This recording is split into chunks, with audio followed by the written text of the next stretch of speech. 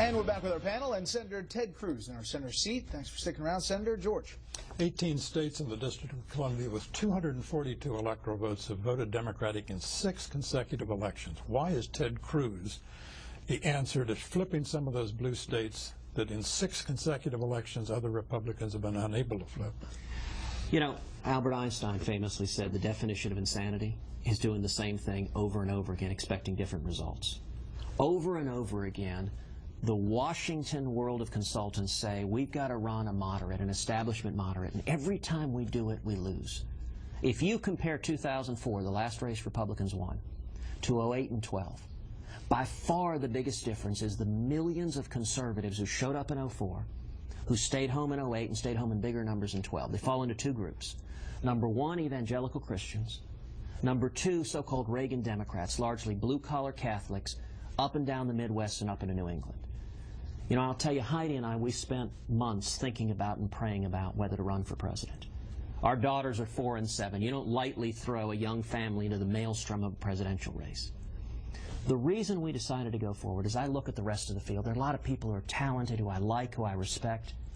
I don't see a lot of candidates who I think are likely to energize and mobilize and bring back to the polls those conservatives. And I think based on the record I built of standing and fighting for conservative principles over and over again, that I'm in the best position to energize and bring back those conservatives, and at the same time to bring back together that old Reagan coalition of conservatives and libertarians and evangelicals and young people and Hispanics and women and Reagan Democrats. That's what we got to do to win. Senator, there's a lot of focus on the Confederate flag in the wake of the situation in Charleston. 2 of your co-chairs, South Carolina, Lee Bright and Bill Chumley, are for leaving the flag, calling the removal of the flag a Stalinist purge. Do you agree with those co-chairs in South Carolina?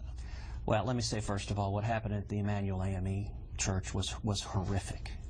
It was heartbreaking. I'll tell you, as a Christian, I cannot imagine a man walking into a church, sitting down and praying with men and women for an hour and then standing up and murdering them. I mean, it is a level of evil and racism and bigotry that just takes your breath away. And let me say secondly that for the victims' families to come out publicly and call for forgiveness, I mean that brings tears to your eyes. What an amazing display of Christian forgiveness.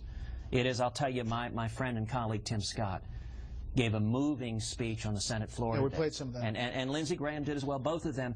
And Tim talked about the incredible forgiveness of those families.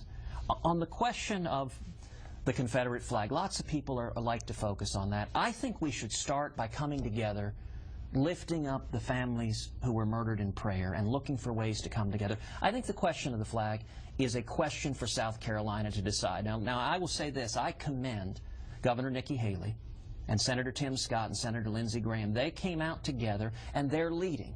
And I understand this is an issue that evokes strong passion. I understand people that see in the flag signs of racism and slavery, the original sin of this nation. I also understand others who see an historical legacy that they don't want their ancestors forgotten. And I think it's wrong for a bunch of people who aren't from the giving state to parachute in to South Carolina and dictate what they should do. But I'll commend the leaders there for standing up and leading. I'll tell you, in Texas, you know, my former general counsel, who succeeded me as the Solicitor General of Texas, just won a case before the U.S. Supreme Court upholding the right of the state of Texas not to show the Confederate flag on a license plate. So my state of Texas has taken a different path, but this is a question for South Carolina.